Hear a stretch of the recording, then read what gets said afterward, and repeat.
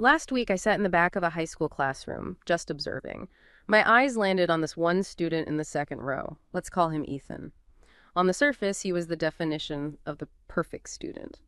His posture was upright, his pen was poised over his notebook, and his eyes were locked on the whiteboard. Every time the teacher emphasized a point, Ethan gave this subtle, rhythmic nod. To the teacher standing at the front, he looked like the ideal, deeply engaged learner. She even whispered to me during a transition, "I wish the rest of them were as focused as him." But as I kept watching, that picture started to crack. I looked closer at his notebook. For 20 minutes, he hadn't actually written a single distinct word. He was just mindlessly retracing the date in the corner over and over again until the paper was nearly tearing. His focus wasn't engagement. It was a freeze response. He wasn't absorbing the lesson. He was frantically scanning the room, terrified that he was falling behind the girl next to him who was writing furiously. Then came the turning point. The teacher abruptly called on him. "Ethan, what's your take on this?" Just that one simple question, and the mask completely shattered. He didn't just hesitate, he physically recoiled, stammering a fragmented answer before shrinking back into his chair, eyes glued to the floor, terrified of being judged. That moment of panic exposed the real issue. We constantly blame smartphones, laziness, or short attention spans when grades slip. But looking at Ethan, I realized we are missing the invisible killer. He wasn't distracted by a screen. He was drowning in silent cognitive overload and the crushing pressure of comparison. He was physically present.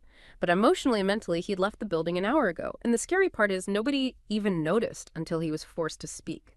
That story, which is just one terrifying example of what we're calling silent disengagement, is really the focus of today's deep dive. We're talking about this invisible killer of engagement. It's the kind of disconnect that's masked by perfect compliance, not by, visible distraction. Right. And it is so much more pervasive than most of us realize. I mean, if the environment demands perfection and speed, the student who can't keep up, they just shut down internally. Yeah. And because they aren't causing trouble, they're just left alone to drown. Exactly. And that's why we have to move past the superficial diagnosis, the blaming of technology or short attention spans, and really get to the systemic, the psychological, the emotional roots of this. So that's the mission today. That's the mission. Yeah. We're going to dig into the frameworks that explain Ethan's response, look at specific psychological conditions that cause this mental fog, and crucially, analyze the structural and pedagogical solutions that actually work. We'll be looking at everything from cognitive disengagement syndrome and motivation theory to alternative assessment, all the pieces you need to foster true intrinsic motivation. Okay, let's unpack this then. Let's start with phase one, defining this problem. We just heard about Ethan and his compliance masking a total freeze response. I also heard this other story about a middle schooler, Leo, whose teacher felt like she was teaching a ghost. Yeah. He was sitting still, looking at the board, but she said it felt like he was watching a movie of a class not being in one. He was there, but his mind had just completely locked off. And those anecdotes, they highlight such a critical distinction, the obvious signs of disengagement. The acting out, the phone use, the late assignments. With things that you can see. Things you can see. That they're often the least worrying part because they signal a problem you can actually address.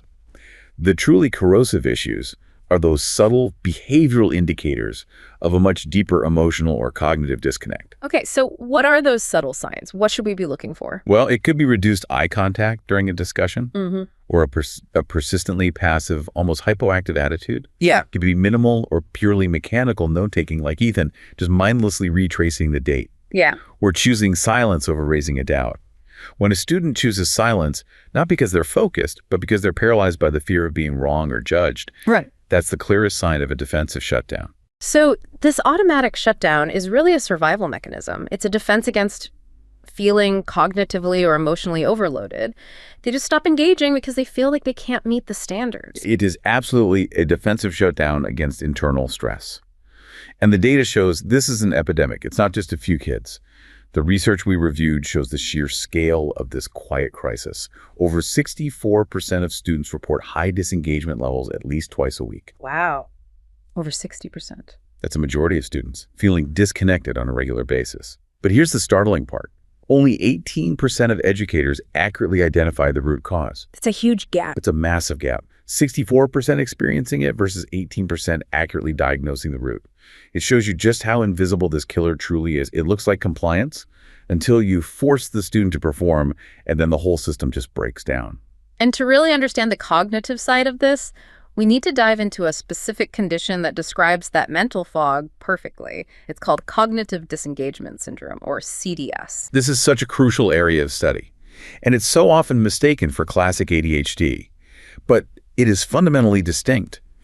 CDS, which used to be known as sluggish cognitive tempo, or SCT. Right, SCT. It's characterized by, well, by developmentally inappropriate, impairing, and persistent levels of what's called decoupled attentional processing. Okay, wait. Decoupled attentional processing. Right.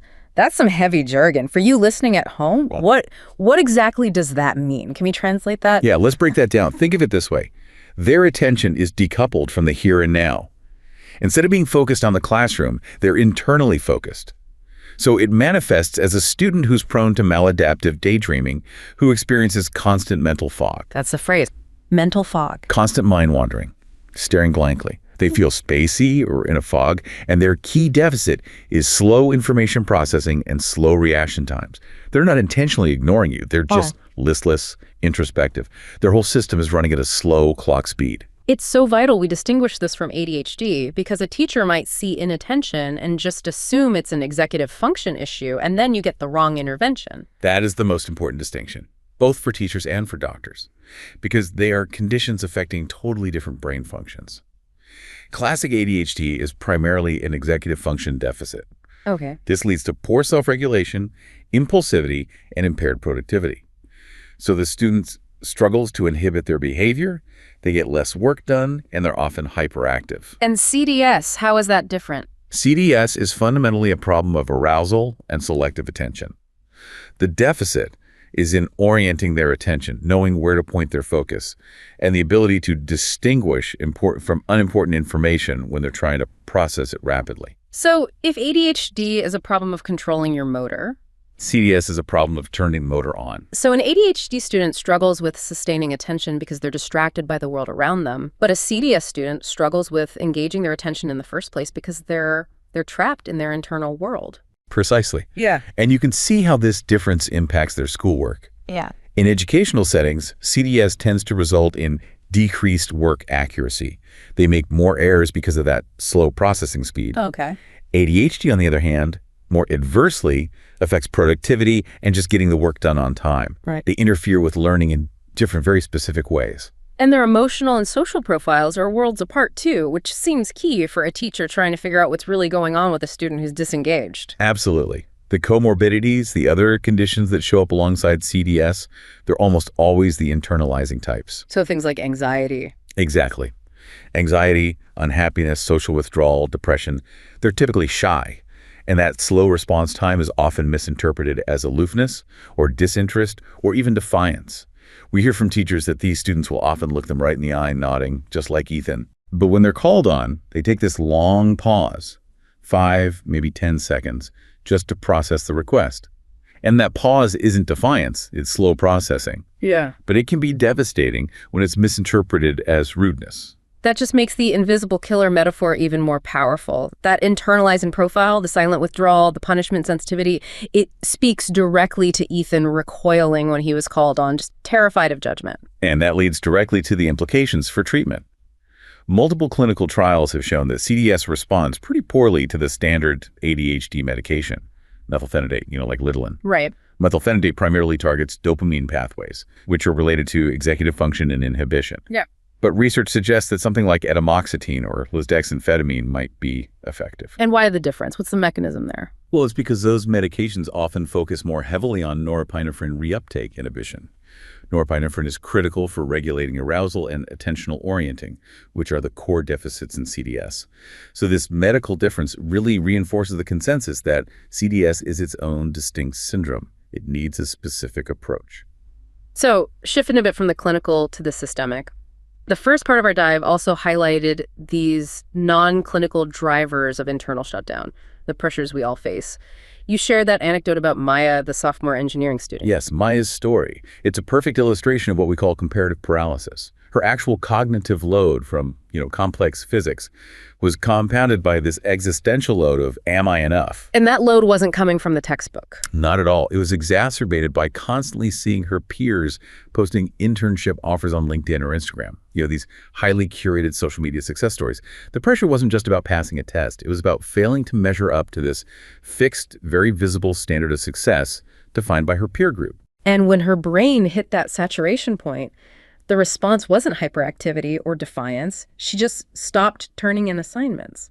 That avoidance, that quiet quitting, it's driven by fear of failure. It's the shutdown mechanism. It's safer to avoid the task entirely than to submit it and confirm your own feelings of inadequacy.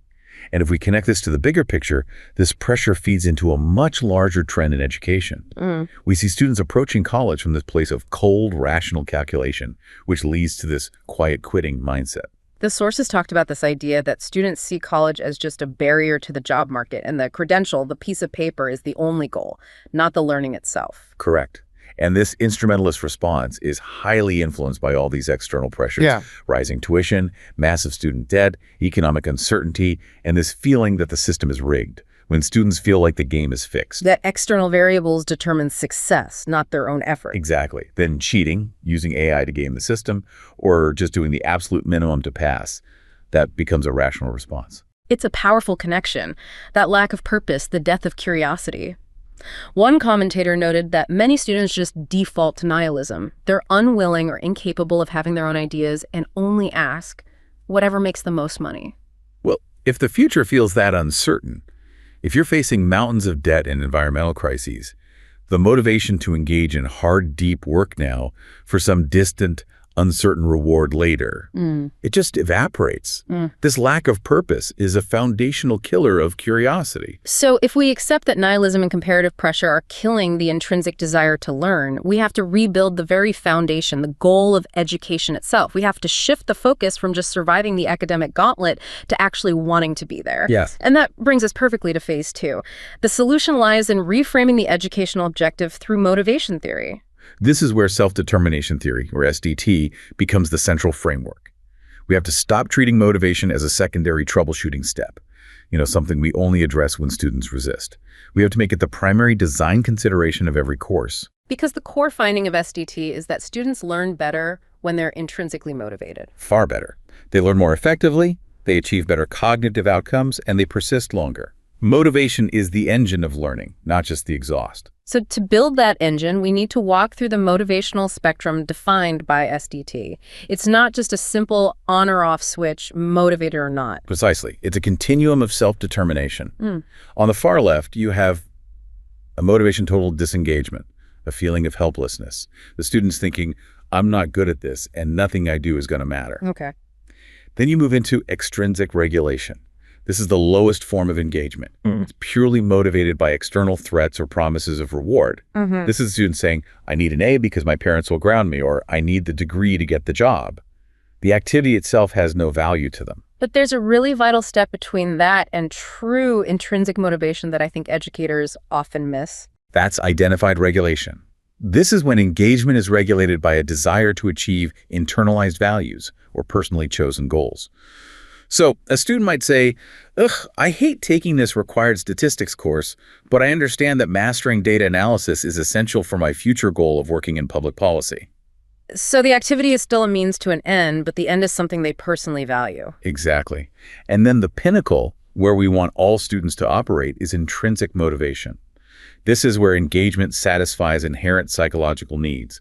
The student says, I love solving this because I just enjoy figuring out how things work, or I'm reading this book because I genuinely love the subject. That's where true, sustained, deep learning happens. And that's what we have to design for. Okay, so if that's the goal, how do we physically design classrooms and curricula to support that intrinsic drive? This gets us to the core psychological needs, summarized by the acronym PRRG. PARC. It stands for the 4 pillars that have to be supported. They have to be built into the DNA of the course to foster that intrinsic motivation. They are purpose, autonomy, relatedness, and competence. If any one of these pillars is weak, the whole motivational structure starts to fail and the student slides back toward disengagement. Let's start with purpose. How do we give a student a deep belief that their work actually matters? Purpose is that belief that what I do matters. It requires radical content relevancy, compelling objectives, and connecting the material directly to things students already care about, whether that's career paths, social justice issues, or current global crises. If a student understands why they're studying a quadratic equation, maybe because they're using it to model the trajectory of a real-world object, their brain doesn't file it away as unimportant busy work. Can you give an example? Sure. In a history class, rather than just memorizing dates, the purpose is framed as, we're studying this conflict not to pass a test, but to understand and debate how human decisions ripple across generations, directly impacting the policy decisions being made today. That immediate felt relevance is what fuels engagement. Next up is autonomy. This connects right back to that frustration of feeling like the game is fixed and they have no control. Autonomy is having control, or at least a meaningful choice, over your learning goals, your strategies, or your deliverables. It's about fighting that feeling of external control, giving students choice, even bounded structured choices in which topics they deep dive into or which format they use for a final project that reduces the feeling of being mandated and increases their self-determination. Can you give me a really practical example of autonomy in a structured class, like, say, calculus? Absolutely. You might provide a menu of options for practice problems. You could have standard textbook exercises, highly applied problems modeling real physics scenarios, or complex abstract theoretical challenges.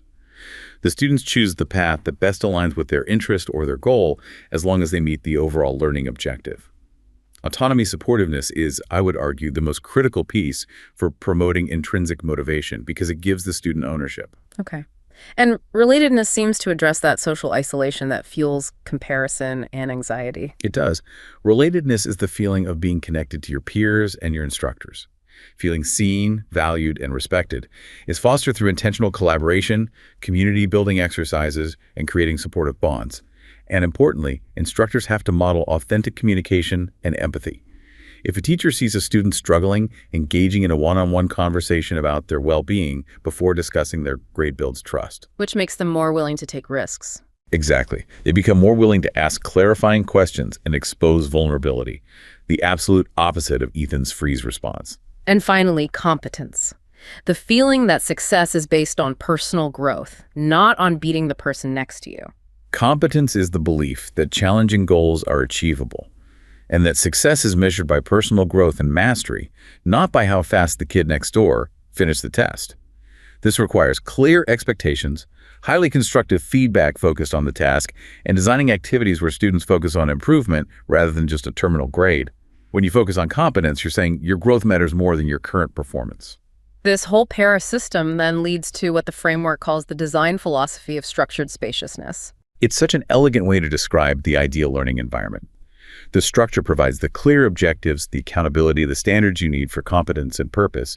It guides the learner. But the spaciousness provides the freedom and choice you need for autonomy, and the time and psychological safety for cultivating community and relatedness. You're not eliminating rigor. You're reframing the objectives so that the learner's motivation is supported through the rigor.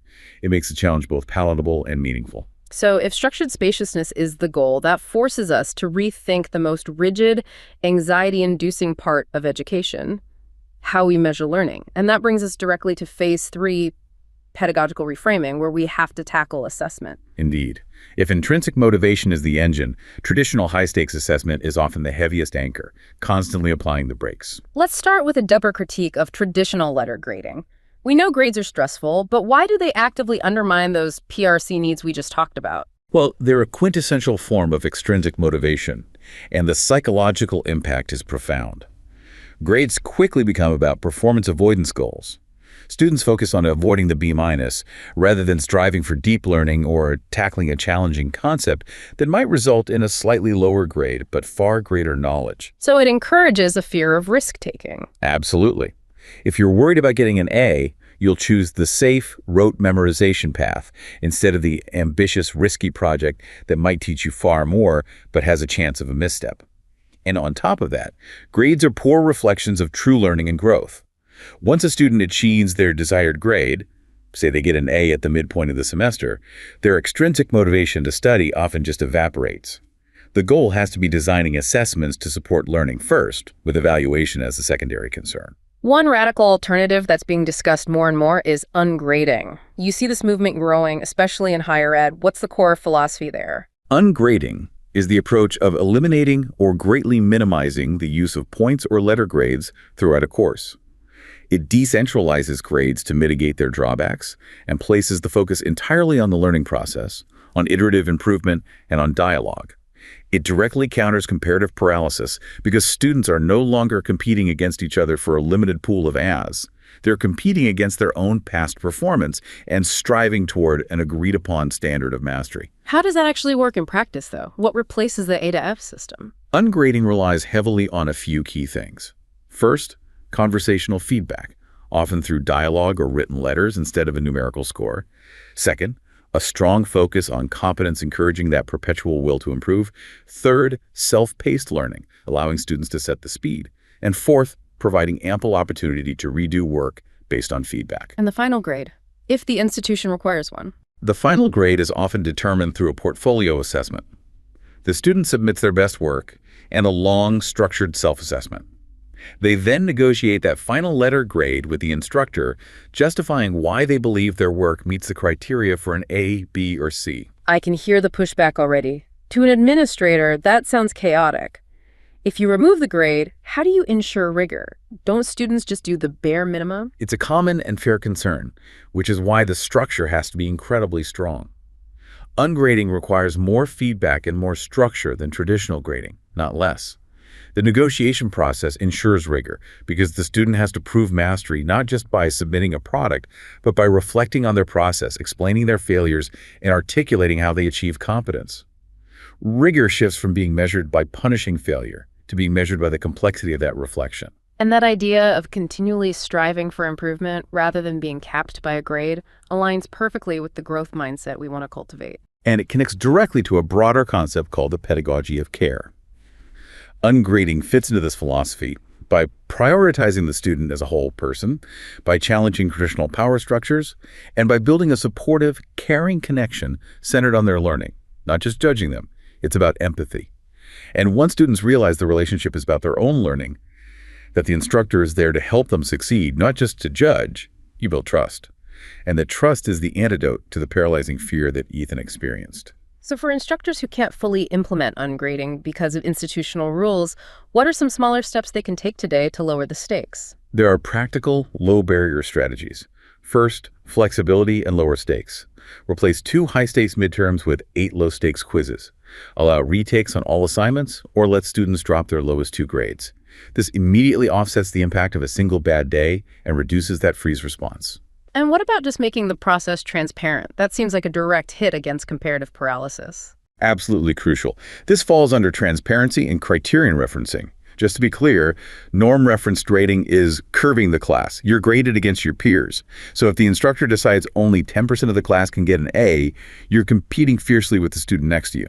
Which is exactly what drove Ethan to distraction. Exactly. Criterion reference grading says, here's the rubric. If you hit these objective criteria, you get the grade, regardless of how anyone else did. So you should always use and share detailed rubrics with students before the assignment is due. Even have the students help create them. It shifts the competition from peer to peer to student to standard. I love the idea of integrating a reflection focus into assessment. How can teachers weave that kind of metacognition in without just adding more workload? Reflection is the engine of true metacognition, and it should replace raw points in many cases. You can require reflective or meta questions alongside the content questions. For example, in a history essay, you might ask, what was the most challenging piece of evidence you had to interpret, and how did you adjust your initial hypothesis after finding it? I see. Or in a science lab, a meta question could be, if you had infinite time, what's one key resource you would have consulted that you skipped, and why did you prioritize speed over that resource? This turns assessment from a test of knowledge into a test of awareness of how you acquire knowledge. And when you give feedback, require students to respond to it, make it a dialogue. And finally, modifying the actual course components to align with real-world application. That's a huge way to enhance purpose. We can implement key course component redesigns. Shift traditional closed book tests toward open book or open note formats that focus on application and analysis, not just rote knowledge checking. This reduces test anxiety and, frankly, it more accurately replicates how the working world operates. It's a move toward authentic assessment. It is. You can allow students to demonstrate their learning through varied means. Projects, multimedia presentations, oral exams, or even having them create teaching modules for younger students. And crucially, involve the learners. Have them create sample questions themselves. When students have to design the assessment, they shift it from being a barrier they have to overcome to a learning opportunity they help create. We've moved from the psychological route of disengagement through motivational frameworks and into these pedagogical shifts. Now let's go even bigger. Let's address the systemic changes required to capture the potential of all students, especially the square pegs in the system. This brings us to phase 4. Personalized learning and well-being frameworks. When we talk about well-being, we have to recognize that it demands structural respect for cognitive diversity. A traditional, rigid, one-size-fits-all education is actively manufacturing failure for bright kids who are just wired differently, like our nonlinear thinkers or those with CDS. The story of Elias, the highly creative student who struggled with rigid academics, illustrates this perfectly. In a system that implemented personalized learning pathways, he went from being written off to absolutely thriving. Exactly. Elias was a visual, hands-on, highly creative, nonlinear thinker who struggled immensely in a traditional lecture test environment. He would just shut down. But when a national policy shift mandated personalized learning pathways, his school allowed him to learn geometry and physics through a specialized vocational tech hybrid program. He was literally using his hands to build complex structures, and the theoretical physics was learned in the context of load-bearing walls and material science. So his perceived deficit, his lack of linear focus, was transformed into a source of competence and purpose. Absolutely. The structural shift recognized his cognitive style. The core concept of personalized learning, PL, is adapting instruction to the learner's individual characteristics, needs, and goals. It's not just using an app.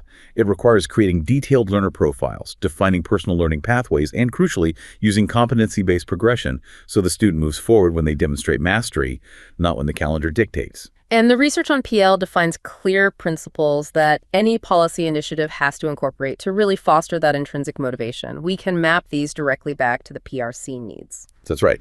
Effective PL has to be built on these principles. First, promote interest and value. This supports purpose. It means framing content as relevant and connecting it to things learners care about, like career paths. Second, provide choice.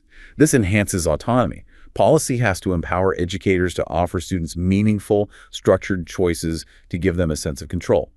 Third, develop mastery. This feeds directly into competence.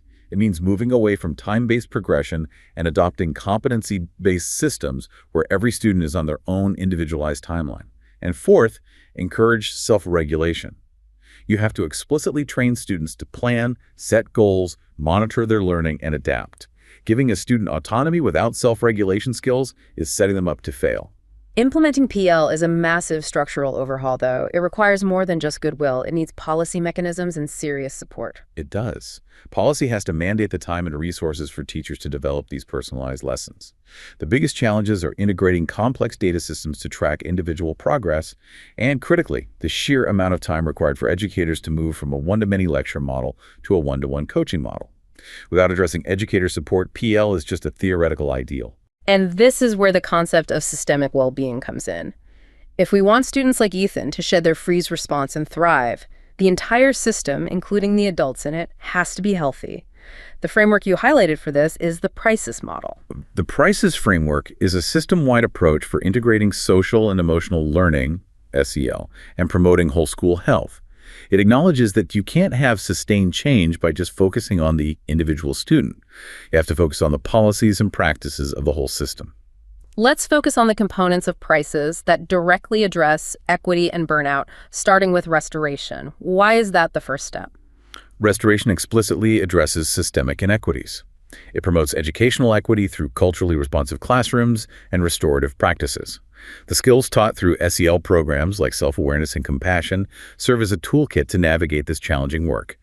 It means the school has to explicitly address historical inequities and give everyone the skills to handle those uncomfortable conversations constructively. So restoration is about building the psychological safety needed for relatedness to flourish. Precisely. If students don't feel respected or seen because of underlying inequities, their sense of relatedness shatters and engagement plummets. Policies have to support these restorative models and build compassion-based skills for navigating sensitive subjects. Next, let's talk educator support, E. We mentioned that without supporting teachers, PL initiatives fail. Why is caring for adult well-being so critical? It's foundational. High-quality instruction requires supported teachers. If teachers are experiencing burnout, which is often characterized by emotional exhaustion and an inability to feel empathy, they will naturally retreat to rigid, compliance-based instruction. We can't ask teachers to foster a pedagogy of care if they themselves are running on empty. So supporting the adult is the first step to stopping the disengagement in students. It's the most critical first step. This requires targeted professional development that not only teaches new techniques, but also supports teachers in personally embodying the social and emotional skills they plan to teach. It's not just a training session, it's personal practice. The sources highlighted things like cognitively based compassion training, or CBCT, and building strong communities where educators can debrief and reflect in same, not evaluative spaces. And finally, the S for strengths-based cultivation and student voice. How does empowering students systemically enhance their purpose and autonomy? Student voice is crucial because, developmentally, peer interaction is a critical focus, especially in middle and high school. Fostering student leadership naturally integrates their voice into decision-making. This means giving them actual power through things like affinity clubs, peer leadership programs, or student government. So it's about valuing them. And empowering them to recognize their own skills and align them with their learning needs. When you give them a real role in the system, a real responsibility, their sense of purpose and investment skyrockets. So when students have genuine ownership, they're more invested and feel more in control, which directly counters that passive nihilism we talked about at the beginning. Exactly. This shift toward empowering students strengthens the entire school community. Students stop being passengers in their own education and start feeling like co-creators. And that level of investment is the ultimate killer of silent disengagement. This entire deep dive has been a journey. From the silent panic of Ethan and Maya to the structural success of Elias, focusing on recognizing this invisible killer masked by compliance, driven by internal overload, and shifting the entire educational design to counter it. If we look back at the starting points, we have to recognize that we're asking everyone to shift from a focus on what we could call the Icarus path, the reckless individual pursuit of achievement at the cost of self, where the goal is just to fly as high as possible, regardless of the consequences, to the Angeli path, which defines success by ongoing perseverance, resilience, and positive relationships. It's a path that transforms the journeyer toward health rather than harming them in pursuit of a singular goal. And the key to addressing silent disengagement is not waiting until students are visibly distracted or failing. It's about structurally redesigning the environment to support their intrinsic psychological needs: purpose, autonomy, relatedness, and competence. We have to create systems where competence and purpose outweigh the fear of comparison, to foster the resilience and connection necessary for a sustained intellectual life. When a course is designed with the purpose and emotional well-being of the learner at the center, using transparency, choice, and low-stakes opportunities for growth, we stop manufacturing failure and instead foster the resilience and connection necessary for sustained intellectual life.